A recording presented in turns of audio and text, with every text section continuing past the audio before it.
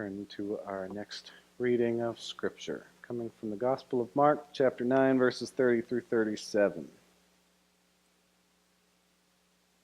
They went on from there and passed through Galilee. Jesus did not want anyone to know it, for he was teaching his disciples, saying to them, "The Son of Man is to be betrayed into human hands. They will kill him. 3 days after being killed, he will rise again." But they did not understand what he was saying and were afraid to ask him. Then they came to Capernaum. And when he was in the house, he asked them, "What were you arguing about on the way?" But they were silent. For on the way they argued with one another who was the greatest. He sat down and called the 12, said to them, "Whoever wants to be first must be last, servant of all." Then he took a little child and put it among them, and taking it into his arms, he said to them, "Whoever welcomes one such child in my name welcomes me. And whoever welcomes me welcomes not me, but the one who sent me." Grass withers, the flower fades, but the word of the Lord lives forever. This is the word of the Lord. Thanks be to God. Kids, am I right? Oh, these kids, what are we going to do with these kids? So self-absorbed. Get a smartphone in front of them, and that's the only thing they care about other than themselves, right? These kids and their loud, terrible music, their ridiculous earrings and nose rings and eyebrow rings and tongue rings, or whatever they want to call them. Their tattoos in strange places. You know you got to cover that up to get a job, right? Won't go out there and get a job in the first place. And if they do, they get fired because they don't feel like going. Because they know they can sponge off mommy and daddy anyway. And now the violence. These days. Oh, now that I've been all about myself and created problems for myself, I don't feel good about myself, so I'm ready to fight. Or ready to shoot. Take it out on someone else. Or everyone else. Or maybe I'll just kill myself. Take the easy way out and devastate everyone who loves me in the process. Now, in reality, this stuff is much deeper. Mental health issues at the core not being treated. Maybe it's nature that causes it. Maybe it's nurture. It's just so common these days.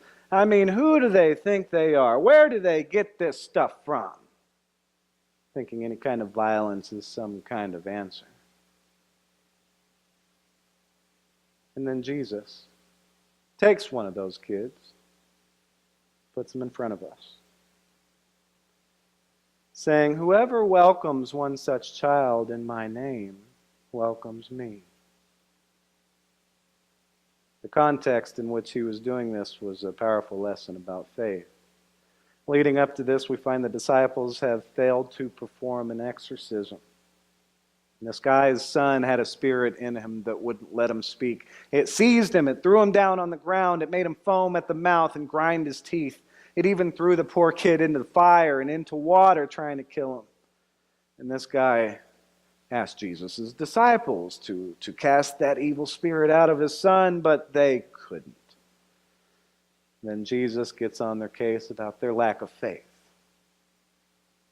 And Jesus casts the spirit out to heal the boy and says a few words about the power of prayer. Much like that lesson on Elijah in the children's moment. Now we find that Jesus is talking to his disciples in private. He tells them again that he's got to suffer and die and rise again for the sake of the world. And this time, not only do we know the disciples don't understand, it literally tells us the disciples do not understand. And they're confused.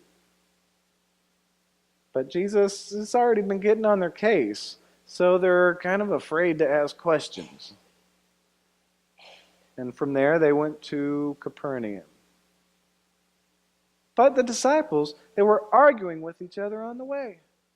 And once he gets there, he asks them, "What were you arguing about on the way?" Jesus and his rhetorical questions. Of course he knows what they were arguing about. Who was the greatest? Was it Peter? The rock? The one who's always there, who's always in the middle of whatever's going on? Maybe it was Andrew. I mean, him and Peter were called at the same time before everyone else. Maybe it was Judas. Judas was in charge of the money after all. They were all arguing with each other. I'm the greatest. No, I'm the greatest. I'm better than you. No way. You're like the worst one. I'm better. So Jesus sits them down like little children and tells them plain and simple. Whoever wants to be first of all must be least of all and servant of all. Now, it worked out well that there was some kid with them, kind of randomly. I thought they were in private, but this kid, maybe it was a servant, maybe it was one of the kids, one of their kids, or a kid of a person who owned the house where they were out. I have no idea. But Jesus takes this kid, holds the kid in his arms, puts it in front of them, and said, and yes, I said it. That's actually how the scripture describes it, is it. He holds it and puts it in front of them. At the time in the ancient world, children were seen as little more than property, like women. So basically, they're to serve men.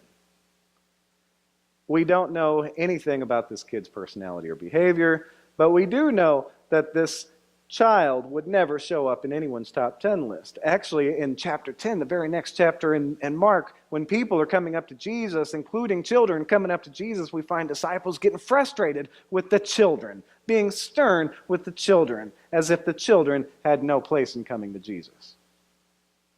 At that time, children had no status, they had no rights, they had no legal protection. They were not valued, really, as human beings.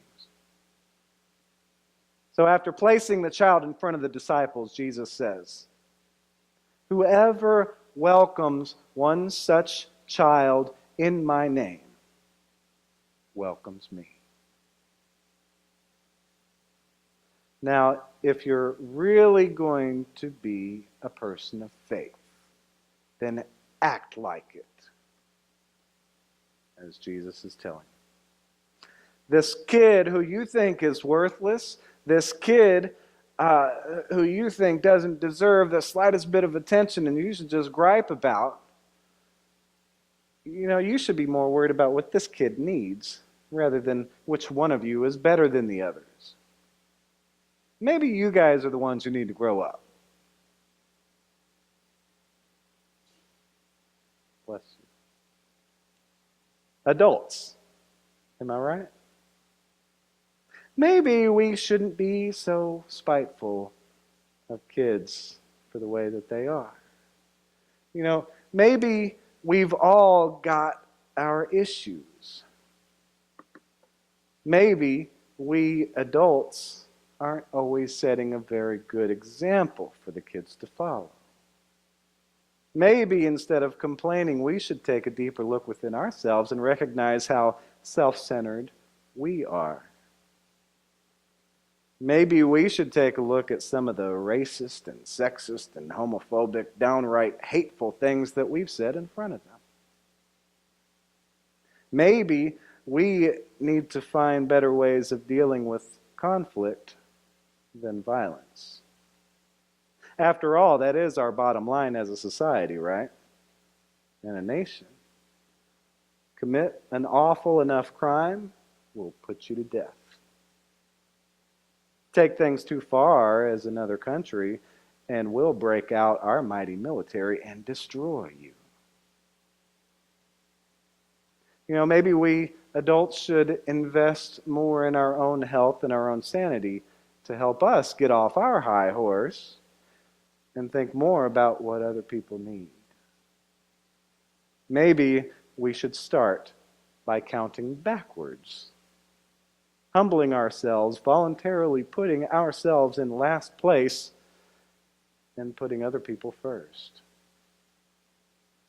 Who knows? I mean, maybe if we can learn to welcome more of what Jesus is saying and figure out how to be less self-absorbed and more concerned about others, we might just find ourselves able to help others find a better way. Maybe other adults, maybe even the kids we get so frustrated with. Who knows? Well, God knows. That's why Jesus is teaching us this lesson. All of us need work. Any one of us who's thinking, I don't have a problem with that. I'm not that bad. I'm one of the better disciples. I'm not like Judas or anything. These kids, they've gone crazy. That's not my fault. Any one of us who's thinking like that needs to be sat down with the 12 disciples for this talk Jesus is giving.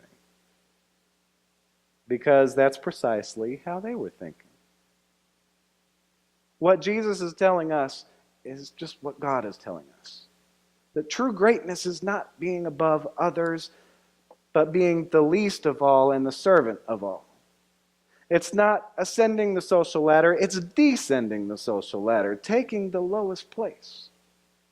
It's not hanging out with the rich and powerful, but becoming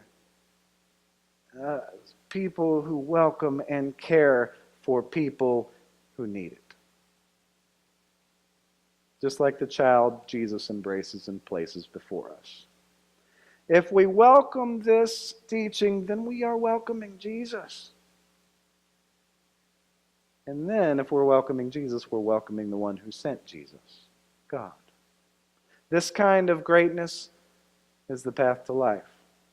Jesus died on the cross and was risen again for us to have this kind of greatness, for us to be people of faith who give life to the world. So let us, adults and children alike, welcome Jesus and every kid he embraces and puts in front of us. Let us have the faith of a child. And may we learn to count backwards. And through us, may God bless the world with life. Amen.